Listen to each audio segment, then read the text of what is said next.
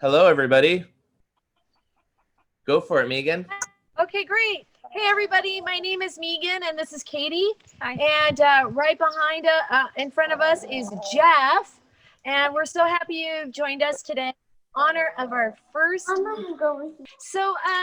Hey, everybody. I think everyone's muted, but we're gonna ask some trivia questions, and I'm hoping that you will find the little chat and type in your answers because we have some cool prizes that include stickers, a game, a rescued game, calendar, and some awesome t-shirts and totes.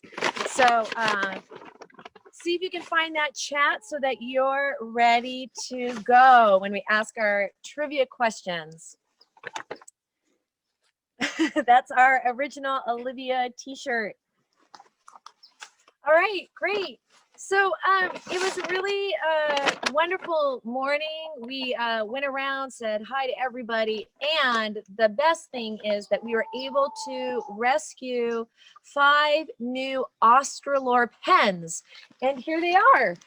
They just arrived about 20 minutes ago from a local egg farm.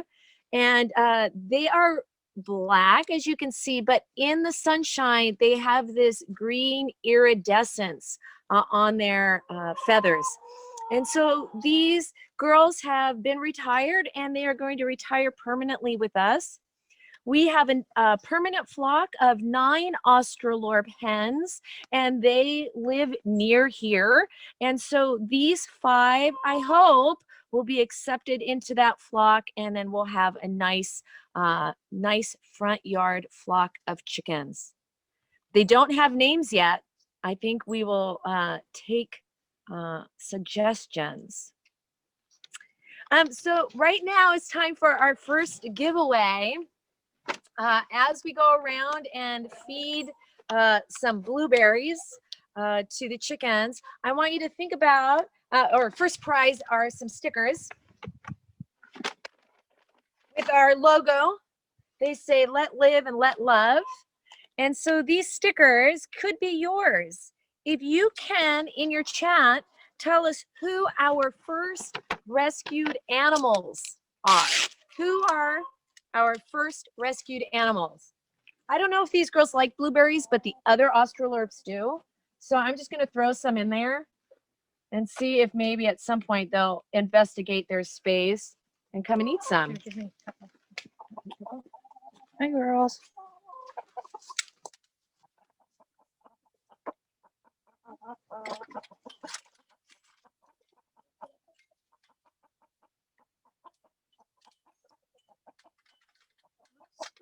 That's okay. As you can imagine, they're a little bit out of sorts.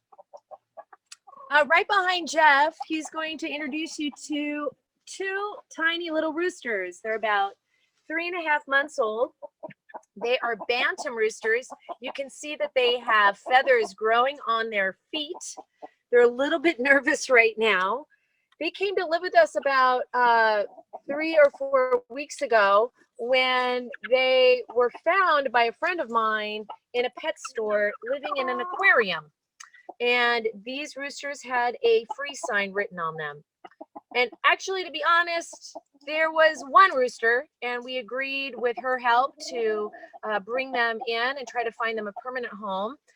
And when she called the pet store to say, all right, I'm going to give that rooster a home, the owner said, actually, there's 2 roosters.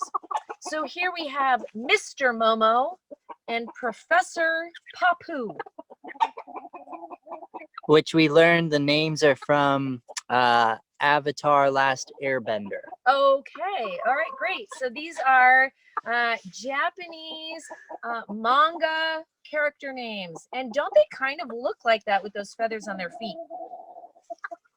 These little guys are working on their crow. It sounds pretty cute at the moment. And I imagine just as they grow older into themselves, it's just going to get more and more powerful. Behind them is who we're hoping will be their big brother. This is Cluck Norris. He is like a ninja warrior. He's had a very tumultuous 6 months going from place to place, adopted out in return for aggression. And actually, roosters have kind of a bad name or a bad rap. And really all they're doing is their job. They are fierce protectors. Right now, he seems to want to be protecting from us. But we are doing our best to be patient and supportive of his self-expression while maintaining our safety and his safety. So this is Cluck Norris. And Cluck Norris does like blueberries. I'm going to give him a few here. Of course, blueberries raining from the sky might be a little bit of a surprise. There you go, buddy. So Megan, we have a winner for the first question. Excellent. It is from Catherine Nicole, and You've won yourself a sticker. What's the answer, Chris? the answer is Tom, Luther, and Diego. That's Correct. right. That's right. So those are our 3 boy pigs. This trio of pigs we're going to meet in a few minutes. Let's go check out some of the Australorps, and I'm going to give you a second to think about our next question, our next trivia question. Also, a sticker prize. Can anybody name what particular wildlife Katie and I get to deal with on a regular basis, 6 months of the year? What particular wildlife species do we get to deal with for 6 months of the year? All right, in your chat. Oh, you know, I think the Australorps are over there. Shall we go across the deck? Yes. So these girls are part of our permanent flock. They come from the same farm that the new Australorps come from, and they love to gather behind this bush, and they really love blueberries. I'm going to call them, and you're going to see them form a little lineup. I wonder if they'll perform, actually. You think so? Okay. Chicky chickies. Chicky chickies. Chicky chickies.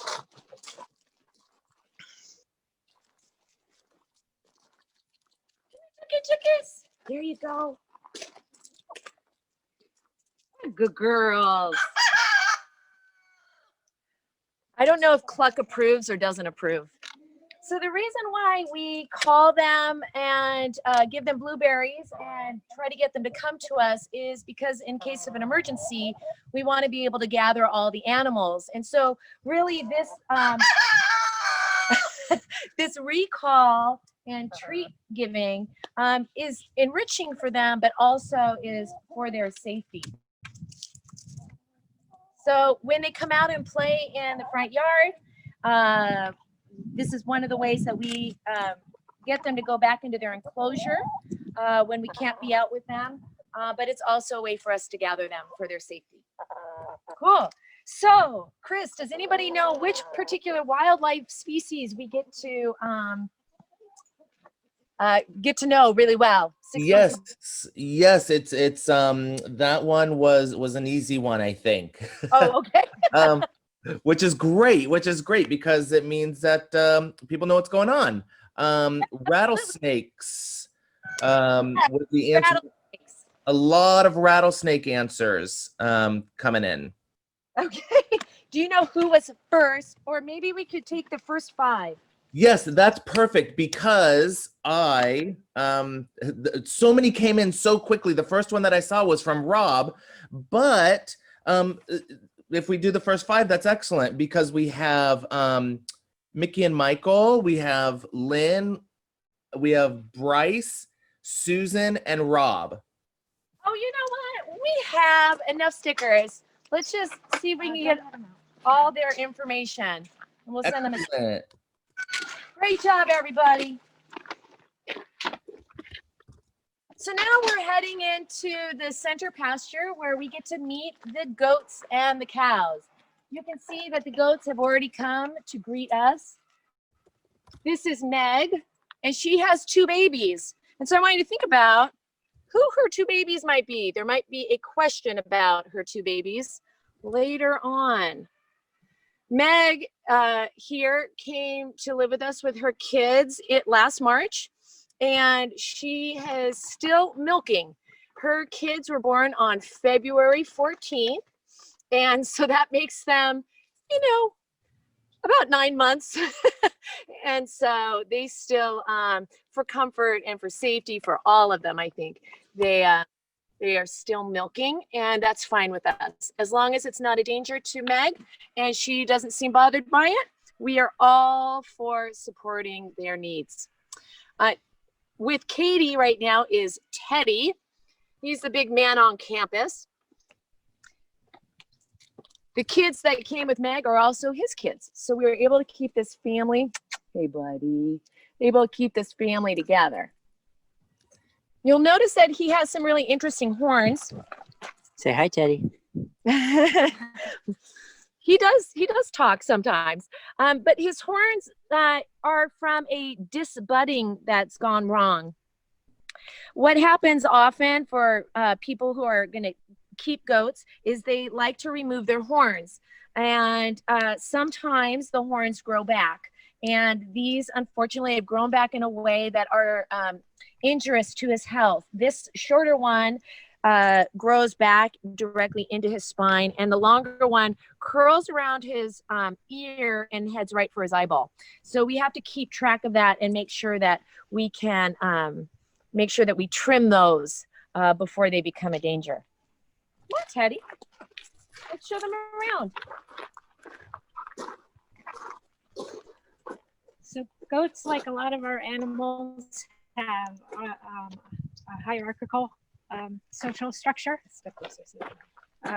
And so Teddy, who we just were looking at, is the top of the heap. He's the dominant goat, largely because he has those horns, so he can hurt the other goats too. He rams them. So the other goats are often running away from him, and he gets first take on whatever food is dropped off. The second in line in the hierarchy is our little white goat, Snowflake, and she's over here. Hey, Snowflake. You wouldn't think from her appearance that she was like the most dominant, but she's fierce. Yeah, she's definitely the dominant female of this group.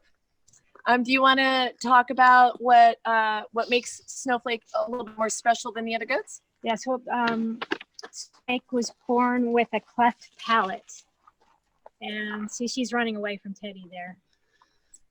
And so she aspirates food into her lungs and her nasal cavity. So she often coughs quite a bit when she's eating. And she also gets a really snotty nose because food is coming up through her nose. And this can lead to infections. But so far she's been very healthy with us. And we're hopeful that she can live a good long life. We'll just have to see how it goes. Yeah, typically goats that have a cleft palate usually don't live longer than 2 years, just because of the infection and medical issues that can come up with that. And when she first arrived, we had an x-ray taken of her lungs so that when she's not doing well, we'll have kind of a baseline to compare to. But she's 3 years old now, and she seems to be thriving, I'd say. And so we just keep a close eye on her and make sure that her symptoms don't get out of hand. And so far, it's just really, wiping her nose. That's the main thing. Hi. Megan, we have a question for you and Katie. What's that? We have a question for y'all. Talking about the horns, can those be permanently removed as adults or only when in the bud stage? So they can be removed as adults, but it's very painful and it's not advised. The main thing is that they're growing out of the skull. And so they have to dig way down into the skull in order to remove that. Horns have some benefits. And so it would be our preference that any animals that we have maintain their horns. It can help with temperature regulation, and it can help with protection and moving things around. It's almost like having another like having another appendage. We had originally talked about, well, since his horns are growing in a kind of a funny way, can we just remove them? And that's when we found out that actually it's a pretty risky situation, surgery, to have them removed as adults. Thanks for that question. Huh. So we're gonna go say hi to the cows. They're all taking a little snooze, and you know, maybe it's kind of great that they're doing that because they are all now 1 year old, and they are a little rambunctious. So we've created, they used to live up in the big barn, but then when the big barn burned, we outfitted this little stall for them. Here in front of you, you have Finn. He's a British white, and he was found on the side of the road down the street from a veal farm and then never claimed. And so, you know, he is a giant big boy approaching about 700 pounds, and he would not have made it to this age of 1 year old had he stayed in that farming situation. I would say as the middle child of this herd, he is the master instigator. He is always getting into mischief and then leading his little brother Tony in the back into a lot of mischief himself. And you can see their horns are all growing. When we welcomed these three into our to our sanctuary last March, they all had like tiny little nubs. Tiny little nubs. Like a boy. Hi. Oh, thank you. Oh, thank you. Oh, I love you. These two, Han, the black one, black cow here, is the big boss. He's the oldest by a month. They're all 1 month apart. And Tony is the youngest. Tony and Han are both from the dairy industry. You know, cows only are in milk for milking when they have the babies. And these two, being male, were not useful. It actually costs more money to raise or bring them back to health. And these two in particular were in really dire straits. Han here could not stand, his tendons were retracted. And so when he was rescued, Helen Demas up at Sunset Sanctuary in Oregon actually gave him physical therapy for a month so that until he could stand on his own. Isn't that right? And so he's a very gentle, loving guy, I think, just from having all of that individualized attention. And then Tony, the Jersey cow here, he was very ill. He was bought for $5 by somebody from an auction, and they were not able to bring him back to health.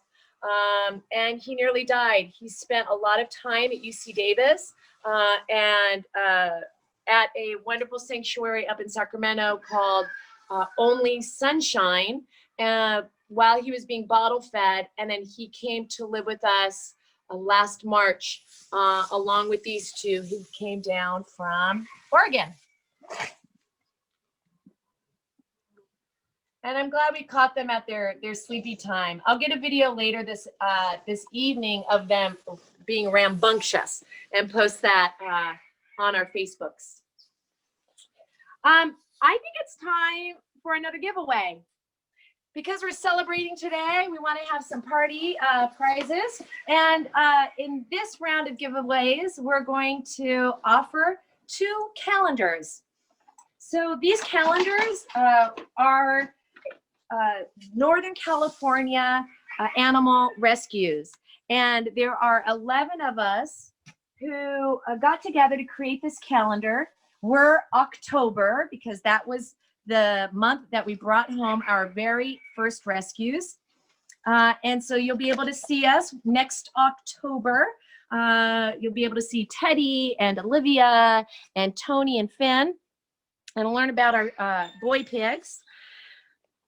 The other sanctuaries in the calendar are Goatlandia, Rancho Compasión, Only Sunshine Sanctuary, Genevieve's Gentle Hearts, Flatbroke Farms, Charlie's Acres.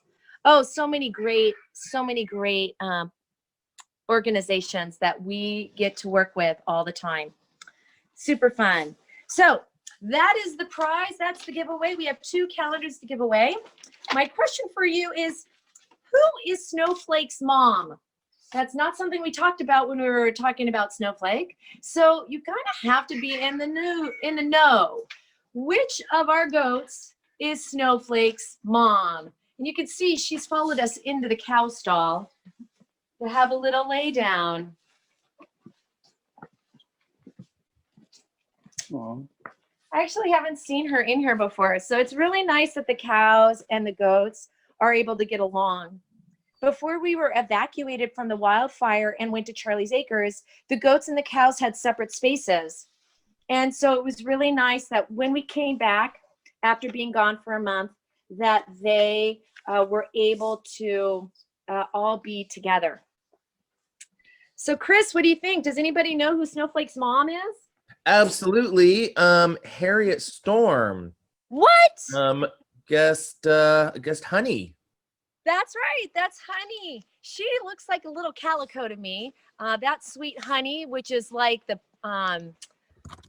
Winnie the Pooh honey, Hunny, came with Snowflake. They were both living at a dairy, a goat dairy down in Southern California. It was thought that because of Snowflake's cleft palate and maybe always having a cold, that she was actually making the other goats sick as well. Genevieve's Gentle Hearts was able to ask and convince that dairy to also let Honey go at the same time that they let Snowflake go. And so we were able to keep these 2 girls together, which is wonderful because goats really do not like to be alone, which we learned really well when we were fostering a goat recently from West Oakland. We were fostering a goat for about 10 days and he had to be quarantined because we didn't know his medical status and he had to be alone. And he was very vocal about it. So we did our best to spend some time with him.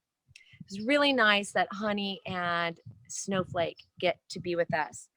Great. Harriet, we'll send you that calendar. That's so awesome. I do have one more question. This is sort of back from the cows, and it's a question that I've wondered as well, which is, why do flies like cows so much? Oh my goodness, no kidding. You know, we never had a fly problem until we had cows here. There's something about their excretions that the flies, not just one kind of fly, but many flies really like. They also use cow poop to lay their eggs, and it's kind of like a food source for baby flies. And so we had to learn very quickly how to manage that. The flies that you saw today on the cows' faces, I would say in our experience, is like no flies at all. They've been really, really bad at times. So we have a couple of approaches to the flies. We are constantly scooping up the poop. It's not just in the morning and right before bed. It's kind of all day. So we get that poop up and out of the pasture and out of their areas where they like to hang out. The second thing we do is we have fly masks. And these are, you might have seen some pictures of our cows with the masks on. They're like a net. It's UV protected. And they can see through it, but the flies can't get to their eyes. But that's really important because when the flies are on the poop and then they go to the eyes, the cows can get pink eye, and we really don't want anything like that to happen. We also use some natural herbal kind of fly spray, which doesn't work that well. And then we also use something called Repel X, which is a insecticide that we use that we don't want to, but we also want to make sure that those flies don't bite the cows and create an infection. And so it is a constant battle. Right now, since the weather has changed, the flies are much less. The other thing that we do for the flies is we use a little bug that's called a fly predator. And these little bugs don't bother humans or other animals. What they do though is they eat fly larvae. And so we get a package of fly predators every month that we sprinkle around. And during their lifetime here at the sanctuary, they help us manage those flies. So that's another thing. If anybody else has any other ideas, please let me know. We're willing to try just about anything. We have one more question for this calendar giveaway. And that is, why does Snowflake cough so much and have a snotty nose? We talked about this a little bit. First one to say, why does Snowflake cough so much and have a snotty nose? We'd love to send you another calendar. While you're thinking about that and going back to about 5 minutes ago when we were just talking about that, we're going to walk over to the pigs. And as we do that, I'm going to show you a couple of the features of our sanctuary. Coming up right here on the post are a couple of broom heads. And these broom heads have been repurposed as neck and head scratchers. The cows come up and they rub their face and their heads on these, and then the goats can use these down here. And I have to say, it's like one of the best things we've offered to them. Megan, we have a winner. Yay! Came up really quickly. Is Carol, says cleft palate. All right, Carol, great job. I can't wait to send you a calendar. So we're coming over to our red barn. This is our main barn for right now. Our big barn will be repaired, we hope, in December, January. So it's going to be very exciting when we have, everybody will be able to spread out, but they actually might not be able to spread out. I just didn't want you to step in that. Oh. They might actually really enjoy just being all together. So we're coming over to our pigs. And you can see right now is a snoozy time. There's you might notice some white leghorn chickens. We're gonna go talk with them next, and then we'll finish up with the pigs. We have more questions coming up. We have some t-shirts, we have a rescue game, and tote bags up for grabs in the next 15 minutes or so. Let's go in and see the leghorn chicken enclosure.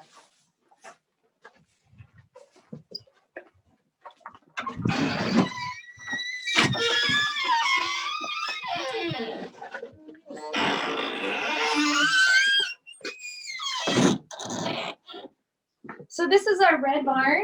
We have the pig stalls here, and you can see in the pig stalls, we've got some chickens hanging out. Chickens love to scratch in the straw. They don't really love hanging out with the pigs very closely. Hi, Olivia. Olivia suffers a little bit from FOMO, which is the fear of missing out. She always wants to know what's going on.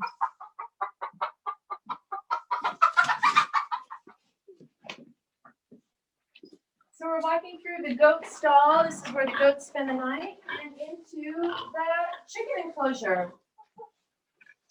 There's no one in here. There is no. Well, there's people in here.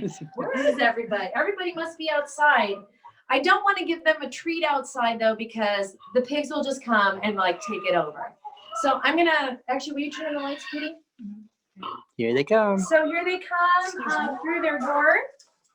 And I'm about to give them one of their favorite snacks, which for those that don't know, this might seem a little gross. These are their eggs that have been hard boiled and mashed up. And what's nice about being able to feed chickens back their own eggs is they spend a lot of energy and minerals to create those eggs. And when they eat them, they can actually re-ingest those minerals and calcium. These chickens have been bred to lay way more eggs than is natural. In the wild, a chicken might lay an egg a few times a year.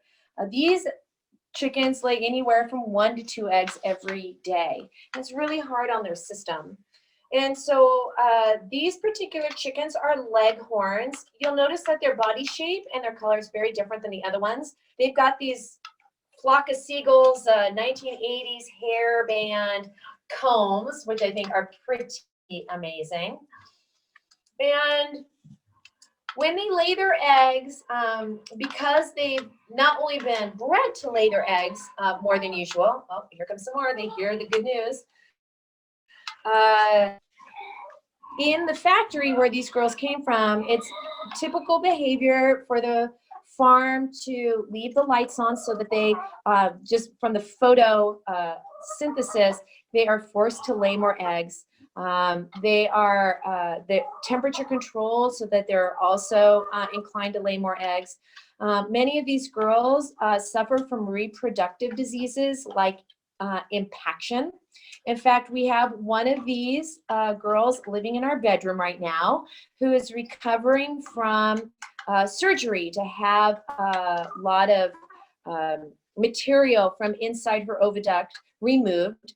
You can see these chickens are about, I don't know, 4 pounds maybe each, 3 or 4 pounds. And she had 1 pound of stuff removed from her abdomen. Had we not done that, she would have died, likely from sepsis because it can get infected. Unfortunately, while they were in there, they also found that she has cancer. And that unfortunately is also super common for these chickens. And so we are monitoring their health, their weight. When needed, we notice when they're not feeling well, we can take them in to Medical Center for Birds, which is in Oakley. It's one of the premier bird clinics. And we've been working with them to really offer these girls the best care we can. Now, we're gonna have 2 more questions. One of them is about the pigs coming up and one is about these leghorns. Does anybody know what kind of egg facilities or enclosures that these leghorns lived in for the first 3 years? Oh, let me tell you what the prize is. Oh, sorry, girls. Let me move out of the way. So Hey, the prize Megan. we don't have it with us at this moment, but it looks like this logo on a tote bag, and the tote bag is really cool. So this is our new logo. It says "Let Live and Let Love," and you're going to get this on a tote bag. If you can tell me or tell us what kind of cage or enclosure these girls lived the first 3 years of their lives in. Yeah, that's a tough one. They did not have a big stall like this. In fact, because of where they lived for the first 3 years of their lives, even though we had the windows open and ramps going to the outside, they actually would not go outside. It was like they felt more protected staying inside. This particular kind of enclosure that these girls lived in is not allowed in California anymore. Only farmers that were doing it before a law passed are grandfathered in. And so we are really impassioned to help give these girls and those other leghorns kind of their best life, all the things. Hey, Megan. Yeah. We've got a couple of questions and a winner. Okay, cool. Why don't we do whichever you think first? Okay. Let's go congratulate Catherine Nicole. Hey, Kat. On answering battery cages. Yes. So, Kat, I'm gonna get you a tote bag. That's super exciting. And battery cages, yes, it's a tiny little wire cage that they put several chickens in. They can't spread their wings. They can't turn around. They stay facing the same direction. And they live like that for 3 years, row upon rows in large factories, sometimes 20,000 chickens large. And so you can imagine that that is a very unpleasant existence. Some people say that hens or chickens and hens have the worst farm factory situation of all the animals because of how they're treated, and battery cages are a big part of that. Yeah. And I'd say, now that they're outlawed in California for the last few years, it would be great if we could get all of those kinds of factories to close into some other business, or at least change how they treat the chickens.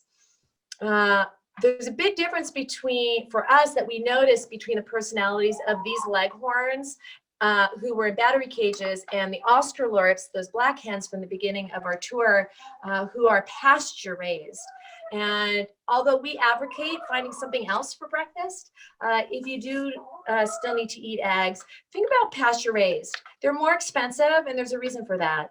Really tells a more accurate cost of what it takes to care for a chicken. So Kat, thank you for that. Can't wait to send you a tote bag. Chris, were there some other questions? We've got 3 more questions actually about the chickens. Chickens are hot topic. Yeah. So one from Gabrielle. Are there you're talking about impaction, and they wanted to know, I'm rereading it just so I can ask it correctly. Is there a hormone implant to prevent them from laying? Yeah, there sure is. In fact, when Olive, our bedroom chicken, went in for her surgery, our plan was to, if her ovaries were still viable, that we would allow her to have an implant.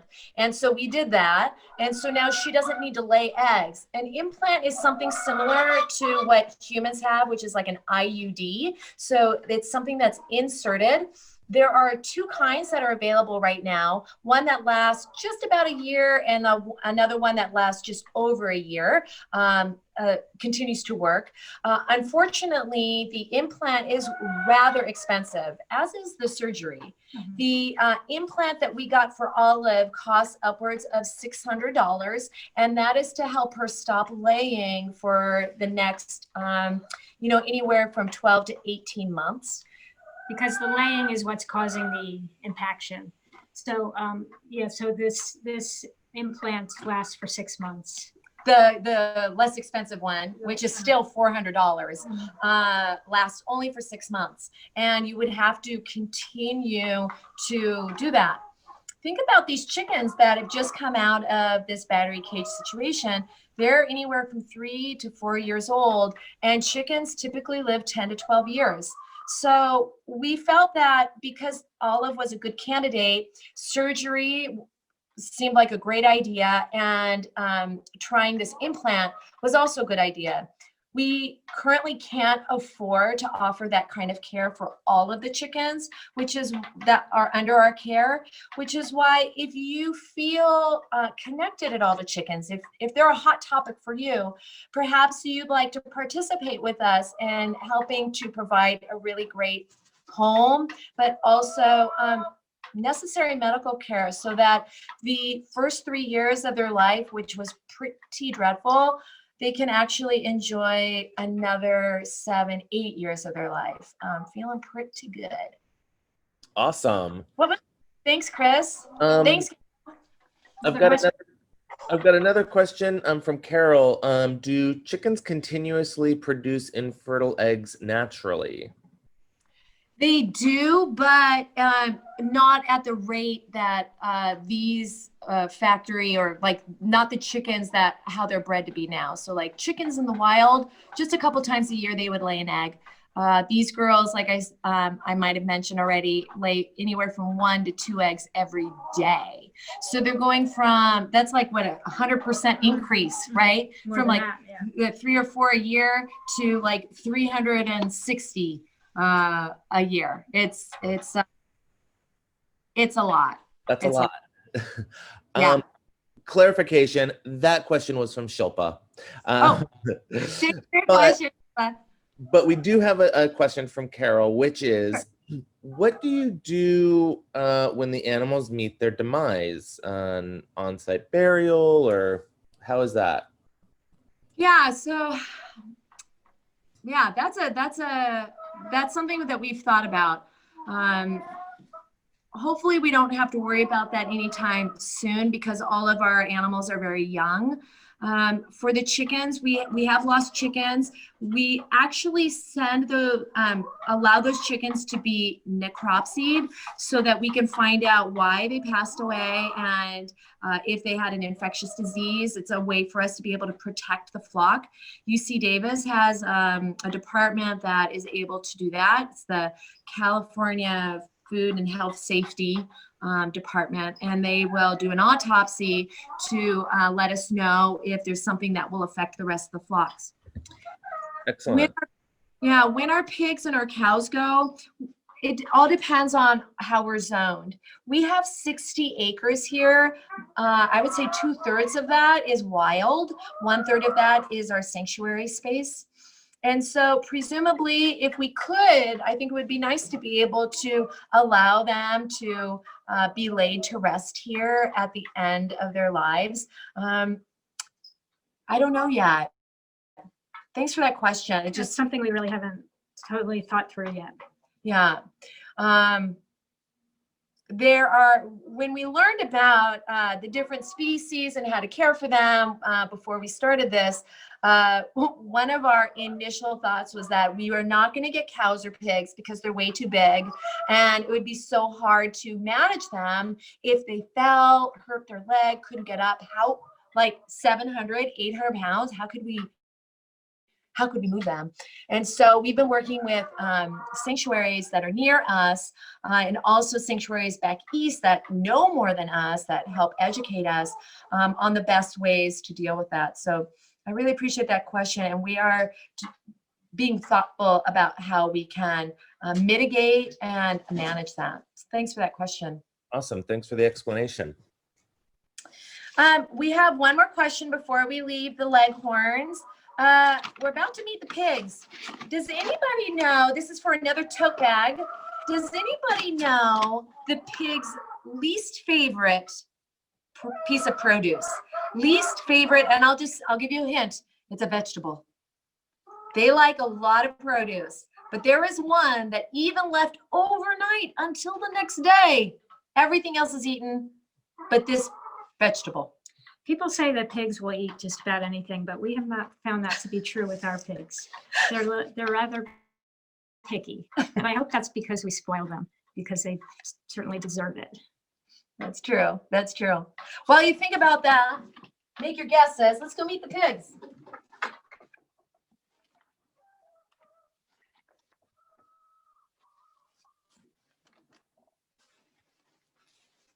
Lying down here, I think this is Tom. Although they're all about the same size now. Oh, here comes Olivia. Like I said, she's got this, like, gotta have her little snout in every little thing. Hi, good girl. Hi, sweetie. Hi. Chris, any guesses on the veg? Yes, yeah, that was we got a lot of guesses from everybody. Carrots, bell peppers, broccoli, onion, cabbage, eggplant, potatoes. But the first right answer was from Torres Kimberly. Oh, Kim, yay! Which is celery. Celery, that's right. These pigs cannot abide celery. No celery allowed. Kim, I'm so glad you were able to answer that. And I will send you either your tote bag or a t-shirt, whatever you like. You just let me know. Yay, celery. Celery is not the thing. So this is Olivia. Olivia is our jumper. That's what we call young pigs that seem to have managed to get off of the transport truck. We know that she was, do you want me to hold that back, Edie? I get it. We know that she's a jumper, or that she escaped a transport truck because she was found on the side of a highway. You can see that her tail is extra short. The boys have a much longer tail, and that her ears are notched. The ears notches indicate where she is in the litter and which farmer she belongs to.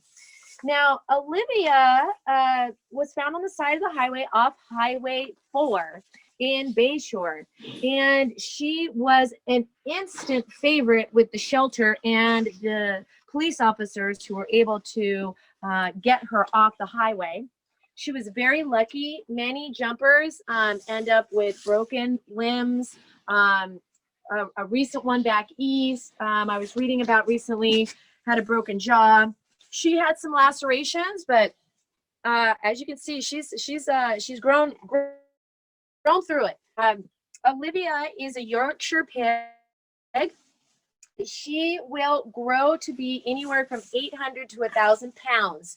She is usually grown for lean pork, and I'm so happy that this 1.5-year-old actually gets to live the next 20 years, 20 to 25 years with us, being crazy, being rambunctious, and maybe being the boss of the boys. Right now, she is the baby. She's younger than them by a couple of years. Couple of months. The boys are just a little bit older, but they all came together. So she's a little bit the outsider.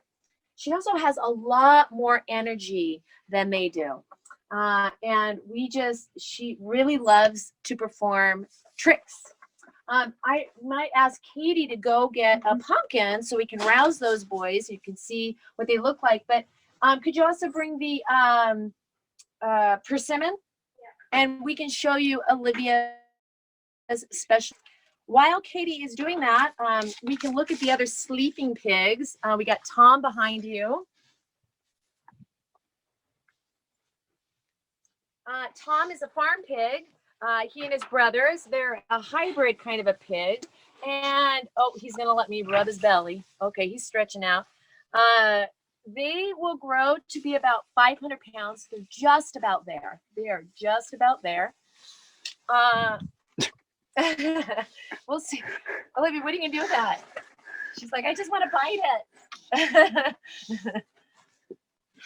We might have to smash that, and we'll smash it in a minute. These boys really love to have their bellies rubbed. Oh, good boy.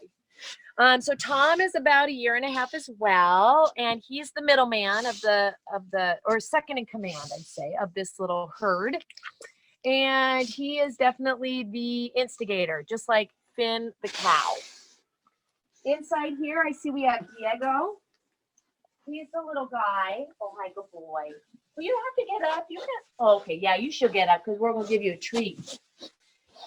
He's the smallest of the pigs, and maybe one of the cutest. But he's definitely on the bottom rung. You know what? She's going to put that in the mud wallow.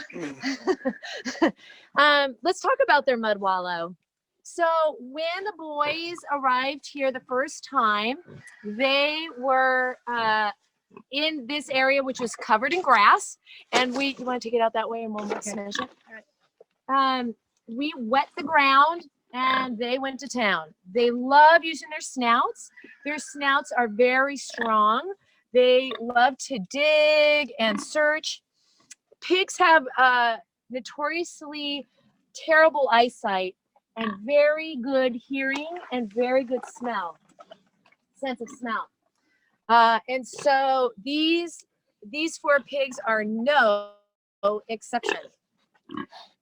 We haven't seen Luther because he is up in the bushes taking a little snooze. And if we have time, we will go check him out. But before we smash this again and see what the pigs do with it, we have 2 more questions. The questions are for the Olivia t-shirt. Oh, yes. I'll show that again. Hi, buddy. Hi. Hi, sweetheart. So this Olivia t-shirt was designed by Katie, and it features Olivia. So the question for this Olivia t-shirt is, what kind of pig breed is Olivia? What kind of pig is Olivia? I think I said it in anticipation of this question, but I wasn't going to. I was going to try to make it a super, super surprise. Here's Tom, named after my dad because he loved pigs. And we just thought this little guy over here looked like a Diego. He's so sweet. And then Luther, the big man on campus, is the other boy. He's like, you can give me a persimmon right now. Why don't we break? Chris, do we have any answers? We sure do. All right answers. The first one is Lynn. All right, Lynn. Great job. We also You- got right answers from Amanda and others. So many others. Shall I just smash it here, or do you want to do it up in the other yard? No, do it here. Okay, Olivia. How are you gonna smash it? Nice Come here, you guys.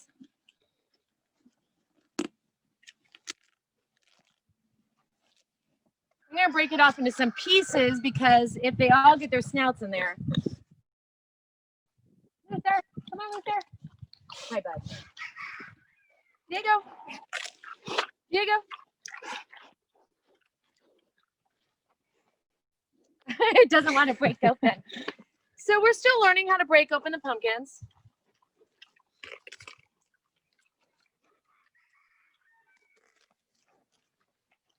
And well, maybe we can walk up and see if we can find Luther. While we go look for Luther, we have one more question for an Olivia t-shirt, and that is, why does she have notches in her ears? Why does Olivia have notches?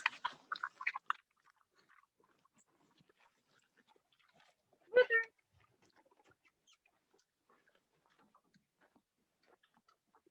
You want to talk a little bit more about the pigs and I'll go look for him? Okay. Let's see, what else? What hasn't she covered? The 3 boy pigs, I don't think she said that we got them from a hoarding situation in Oregon. A woman had something like 350 pigs living on 1 acre, and there were dead pigs strewn about and diseased pigs. And so we took in 3 of those pigs, and they are called farm pigs. That's their variety. Like Olivia is a Yorkshire, they're farm pig. It's a mix of different breeds. We love to come in the afternoon and we'll give them pumpkins or watermelon or cantaloupe, and they really enjoy that. They have a hierarchical social structure. I think almost all the animals we have, if not all, have that kind of structure. And so Luther, did you find him? Yep. Who we're about to see is the top. He's the dominant. And Diego is at the bottom.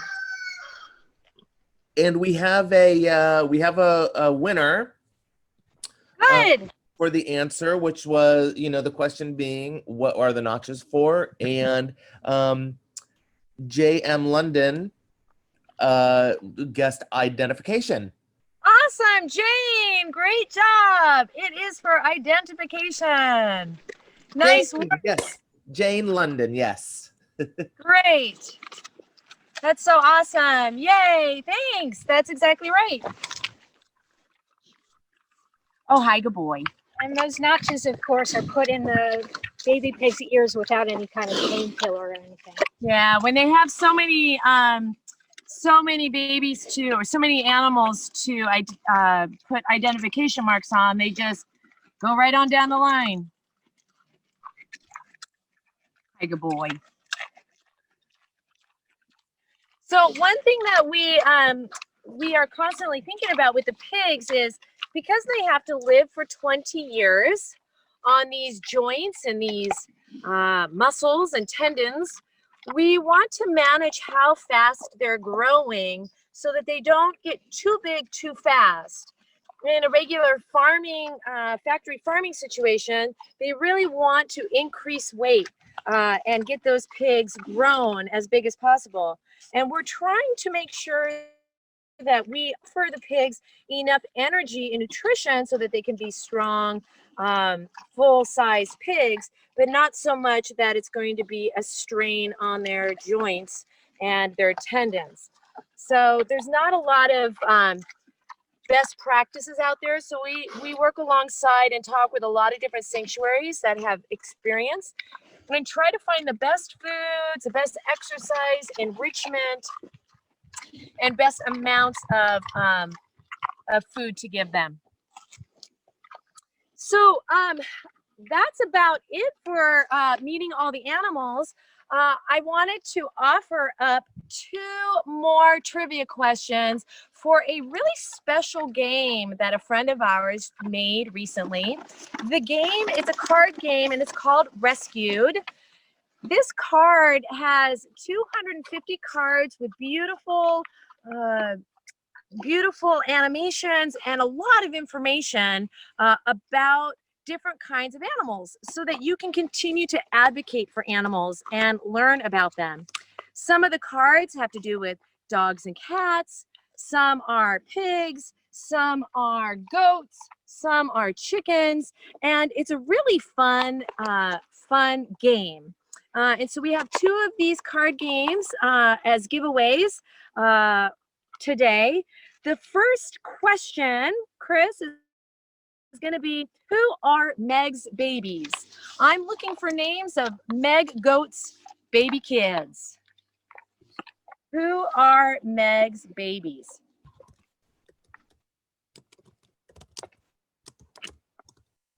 And Chris, as people are thinking about what the baby goats' names are, if there are any other questions, please let me know. Absolutely. We have one from Susan that says, it sounds like a lot of the animals' physical problems come from having been bred in a certain way, to grow too fast and heavy or to make too many eggs. Are all of your animals neutered to help stop that cycle? Absolutely. That's a great question, Susan. Thank you. The 3 boy pigs here are neutered. The 3 boy cows are neutered. The male goat that we have, Teddy, is neutered. You can sense a pattern here, I'm sure. It's less invasive to do a neutering than a spay. Having said that, we have Olivia pig is spayed. And so she, even if the reason why we did that is because we have wild pigs here. So even if the main boar in this canyon came here, well, he wouldn't want to because she's not giving off those pheromones. But one of the things we felt was really important was that because we have wild pigs here and domesticated pigs are just kind of one step away from being feral, we didn't want to have any issues with the wild pigs and our pigs. And so far, even though yesterday I saw 7 juvenile pigs, I know, Jeff, I didn't tell you. What? There were 7 of them up at the water tanks. There is no indication that they're trying to come into the fence line. So yes, we do neuter the males that come in, and then when necessary, we'll do spay. We actually don't. We try not to take any animals in unless there is an agreement to have them spay or neutered before they arrive. And if they arrive here unaltered, then we will fundraise and do what we can in order to make that happen. The roosters that we have, I should say, the roosters that we have are not interacting with the hens. They're separate. So the roosters will have their own kind of bachelor flock and their bachelor pad, and will be separate from the hen. If they were together, we would have to be sure to find and pick up the eggs every day so that we don't end up with any babies. Awesome. We have a right answer. Oh, yeah, for the rescue game. Yes. I know how to pronounce this, but I've forgotten. But Mickey and Michael. Mickey and Michael. Okay, cool. Yes. Mickey and Michael answered Biscuit and Oreo. Yes, Yay. it's Biscuit and Oreo. That's so true. That's when Oreo came. There was a third baby named Rish, and unfortunately she passed away last June. It was devastating for us. We heard them crying out. We went up. Licorice was crying with a swollen tongue and would not get up. and we rushed her to UC Davis, and about 5 hours later, she had passed away. And we're still waiting to find out the reason for that, and we'll post about that when we find out. We suspect it might have been a rattlesnake, and so we tripled our efforts to ensure the safety of all the animals with the rattlesnakes. Yeah, that was hard. But we are delighting in Oreo and Biscuit and doing our best to honor all of those babes by giving them plenty of places to jump and run and be silly. I have another question, Sure. which is, Megan, what do you sing to the animals? It may or may not surprise you to know that they don't really love me singing at them. When we first got the boys, I'd come out here and practice some of my singing, and they were just like, "We'll be over on the other side of the yard." But sometimes I do sing to the goats very quietly, little folk songs. Like I sang to Snowflake, "You are my snowflake," instead of "You are my sunshine." And I made up words special for Snowflake, and I posted it on Instagram. So that's about how that's about all the music I give them. Jeff, do you want to say something about your guitar playing? Yeah, I've come out and play for them every now and then. The cows are interested. They kind of just want to like eat the guitar. The pigs don't seem to mind it, except for Luther. Luther runs away. He does have the biggest ears. Yeah. But yeah, you know, one day I'd love to just play and have them all come running. So Maybe cool. that's going to be part of our training. Okay, we have one more question for another rescue game. It is, how old is Tony Cow? How old is Tony Cow? This actually might be an easy one because we just celebrated today on November 12th. November 12th is his birthday. So how old is Tony Cow? And this is for a rescued game. As you're typing in your answers, and my brother is furiously trying to figure out who is first, my brother will probably be asking you for your address so that we can send these out to you on Monday and Tuesday.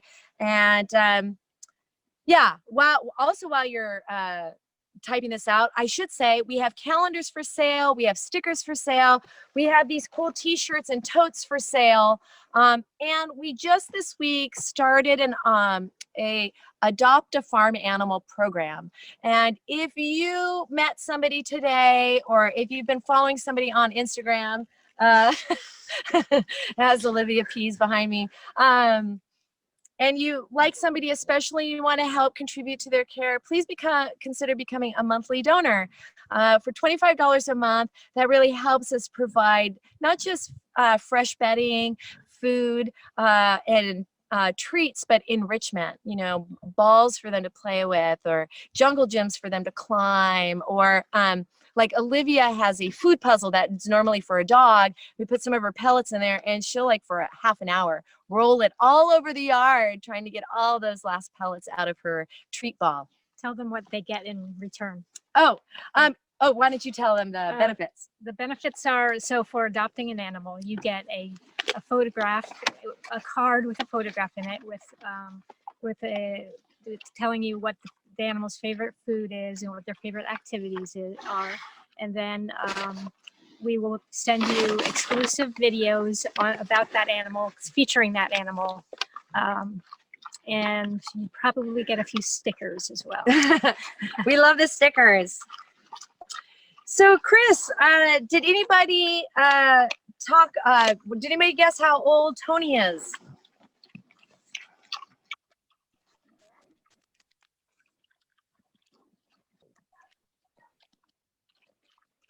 I think he's here. Why don't we move closer to the barn? Maybe we have a Wi-Fi problem. Nope, it's just because I was muted. Oh, okay, good. Thank you, Kimberly, for letting me know that. Kimberly won. Yes, everybody came fast and furious with 1 year old. Can you tell who the first one was? Yes, it was Kimberly Torres. Oh, Kim, yay! Okay, you win a game. That's so perfect. You know, we knew what we were getting into, but we didn't know what we were getting into. You know, it's one thing to have a plan and be like, oh, this is going to be what we're going to do in our lives. And it's another thing to actually do it. And so we really love that you're here with us today to kind of celebrate this first milestone. I guess we had a lot of milestones, which were adopting too many animals. Apparently that's what people do when they start a farm animal sanctuary. Milestone number 2, wildfire. Well, we've done that. And now we've made it to 1 year. And I'm hoping that we'll have, maybe 30 more of these. And maybe on the other side of this pandemic, when it's safe to do so, you will actually be able to come here in person and pet the pigs and brush the cows, scoop some poop if you're inclined, and we would be ever so grateful. But thank you so much for being here with us today and just sharing a little bit about what helps us to feel really fulfilled in life. Yeah, you want to say anything? Just we've definitely had our ups and downs this past year, and we've learned so much that we knew nothing about a year ago. But it's been fulfilling, really fulfilling work, and we love our animals so much. Yeah. We have a request if you can repeat about how people might be able to purchase a game. Oh, sure, that's great. Actually, we don't have like a store on our website, but we have the calendars, games, and stickers available for sale. And so if you want to email me at herdandflock@gmail.com, we can definitely give you all the information about the game. Chris, would you mind posting that in the chat, my email in the chat? Absolutely. And then Chris is also going to post 3 links. The first one is to Patreon. If you're interested in adopting one of these fabulous animals, there's a link to Patreon where you can sign up for adoption. If you're interested in getting one of our t-shirts or totes, Bonfire, we have a Bonfire store, and those will be printed next week. And if you're interested in volunteering, on our website, we have a link to sign up for volunteerships. They're 2 hours. Love to see you. We do all the COVID safety protocol things. And so more information about that if you're interested in coming to volunteer. Cool. Excellent. Well, thank you so much. And thanks for the tour and all the information and all the things that you do. We really, everybody really appreciates it. We're getting lots of messages of support and love and encouragement. So that's great. Awesome. Well, thank you so much for joining. I don't know if we went over time, but if we did, thanks for hanging out with us. And we hope that you have a beautiful rest of the weekend. All right. Thanks. Bye, everybody. Bye. Bye-bye. Thank you. Thank you. Love you. Thank you. Love you guys.